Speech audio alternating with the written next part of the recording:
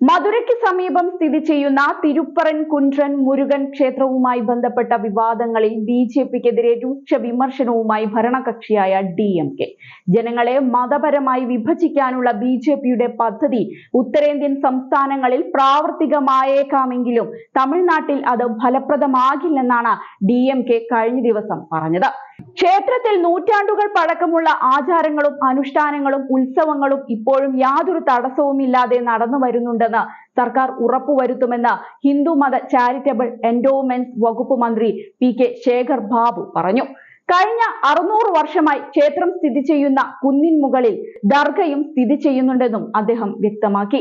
BJP ഇത്തരത്തിലുള്ള വർഗീയ രാഷ്ട്രീയം തുടർന്നാൽ തമിഴ്നാട്ടിലെ ജനങ്ങൾ അവരെ അകറ്റി നിർത്തുമെന്ന് ഞാൻ അവർക്ക് മുന്നറിയിപ്പ് നൽകുന്നു. 2026 തിരഞ്ഞെടുപ്പിൽ ജനങ്ങൾ അവരെ വലിയൊരു പാഠം പഠിപ്പിക്കും. സംയമനം പാലിക്കാൻ മുഖ്യമന്ത്രി ഞങ്ങളോട് ആവശ്യപ്പെട്ടു. സമൂഹത്തെ ഭിന്നിപ്പിക്കാനുള്ള ഏതൊരു ശ്രമത്തെയും ഞങ്ങളുടെ മുഖ്യമന്ത്രി തകർക്കുമെന്നാണ് ശേഖർ ബാബു പറഞ്ഞത്.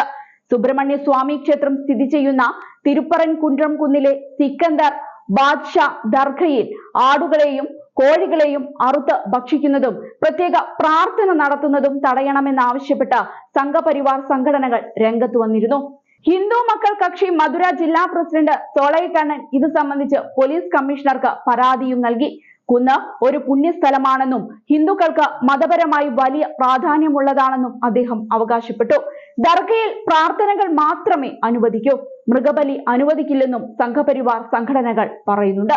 കുന്നിനെ മൊത്തത്തിൽ ഇസ്ലാമിക ആരാധനാലയമാക്കി മാറ്റാനുള്ള ശ്രമമാണ് നടക്കുന്നത്.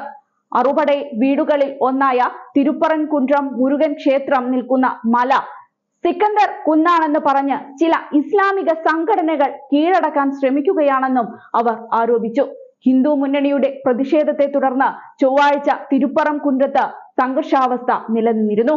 മദ്രാസ് ഹൈക്കോടതിയുടെ മധുര ബെഞ്ച് വിഷയത്തിൽ ഇടപെടുകയും ക്ഷേത്ര പരിസരത്ത് നിന്ന് വളരെ അകലെയുള്ള പഴങ്കാനാഥം ജംഗ്ഷനിൽ പ്രതിഷേധം നടത്താനും അനുമതി നൽകി.